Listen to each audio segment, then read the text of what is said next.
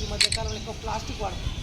Plastic కవర్లు కానీ, water bottles కానీ, అట్ట ముక్కలు కానీ, తర్వాత పలిగిపోనటువంటి గాజు సీసాలు కానీ ఇటువంటి ఈ మధ్యకాలంలో మనం యూజ్ చేస్తాం. ముఖ్యంగా మన దగ్గర ఈ రెడ్ కలర్ అనగానే డేంజర్. మన ఇళ్ళలో ఏమైనా డేంజర్ ఏముంటుందమ్మా ఐడియా ఉంది? మీరు ఇచ్చే చెక్కల డేంజర్ ఏమైనా ఉంటుందా? ఉండదా?